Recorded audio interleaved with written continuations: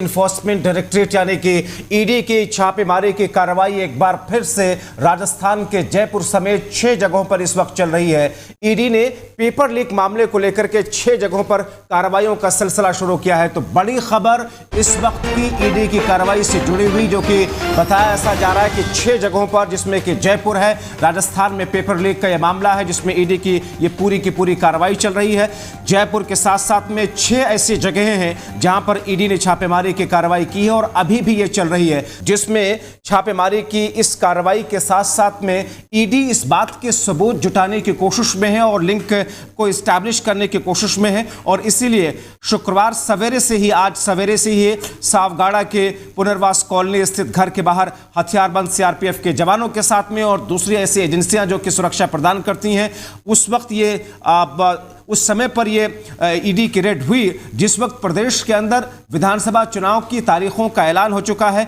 हर शख्स, हर पार्टी, हर नेता इस वक्त तैयारियां कर रहा है, मगर ऐसे में ईडी की इस कार्रवाई को लेकर के आगे आने वाले वक्त में माना ऐसा जा रहा है कि इस पूरे मामले में जिसमें जो छानबीन ईडी करने की कोशिश कर रही है, उसमें कहीं न कहीं मुश्किलें इन दो लोगों की बढ़ सकती हैं, जिसमें कांग्रेस नेता दिनेश खोड़निया के आवास पर ईडी का सर्च अभियान है। जयपुर में आरएलपी महिला मोर्चा अध्यक्ष स्पर्धा चौधरी के घर में ईडी की टीम पहुंची है। दिनेश खोड़निया को सीएम अशोक गहलोत का नजदीकी बताया जाता है। कांग्रेस पार्टी की वर्किंग कमेटी के सदस्य भी हैं। अशोक जैन दिनेश खोड़निया के पुत्र के ससुर हैं। दिनेश खोड़निया उदयपुर से कांग्रेस की ओर से प्रमुख दावेदार भी बताए जा रहे हैं। तो ईडी की कार्रवाई कुछ इस अंदाज में यहां पर इस वक्त जारी है। सीधे रुख अपने सहयोगी की तरफ करेंगे। हमारे साथ में राजस्थान से इस वक्त जुड़ रहे हैं सादिक अली, और उनसे समझने की कोशिश करेंगे कि आखिर इस पूरी कार्रवाई और छापेमारी के साथ साथ में अब इस वक्त तक क्या कुछ चीजें बरामद हो पाई हैं या क्या कुछ जानकारी सामने आ पा रही है, क्योंकि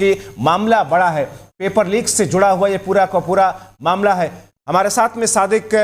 जुड़ रहे हैं, उनसे समझने की कोशिश करते हैं कि आखिर इस पूरे मामले को लेकर के ईडी जिस अंदाज में अपनी कार्रवाई को आगे बढ़ा रही है और खास तौर पर मुख्यमंत्री अशोक गहलोत के नजदीकी बताए जा रहे हैं कांग्रेस पार्टी के नेता और दूसरे ऐसे लोग जिनके घरों पर ईडी अपने अंदाज में छापेमारी की कार्रवाई जब शुरू करती है, अफरा तफरी का आलम हो जाता है। और इस वक्त 6 ऐसी जगह हैं जो बताई जा रही हैं, जिसमें राजस्थान का जयपुर शामिल है। इसके अलावा 5 और ऐसी जगह हैं जहां पर ईडी ने छापेमारी की कार्रवाई के जरिए सबूत जुटाने और कड़ियों को जोड़ने की कोशिश की है। अब ऐसे में इस पूरे पेपर लीक के मामले के साथ साथ में दूसरी ऐसी कड़ियां वो क्या हैं जिनके आधार पर इन तमाम लोगों की मुश्किलें बढ़ती हुई दिखाई दे रही हैं। इसीलिए पिछले कुछ दिनों से इस बात का अंदेशा लगाया जा रहा था कि इस पूरे मामले को, जो कि जांच पड़ताल और गहनता के साथ में छानबीन करके आगे बढ़ने की कोशिश ईडी तो कर रही है, लेकिन जो कड़ियां हैं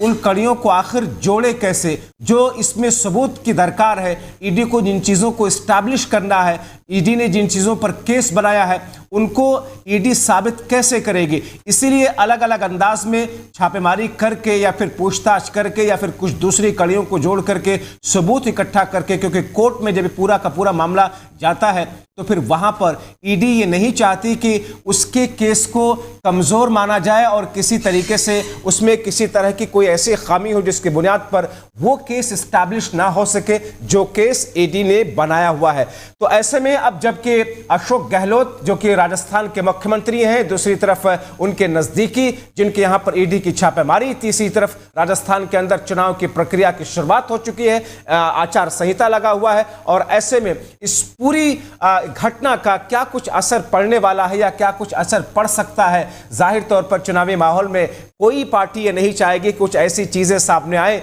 जिसके बुनियाद पर उनको बैकफुट पर जाना पड़े। तो अब क्या कुछ मिलेगा इस पूरी ईडी की कार्रवाई में, वो देखना काफी महत्वपूर्ण होगा।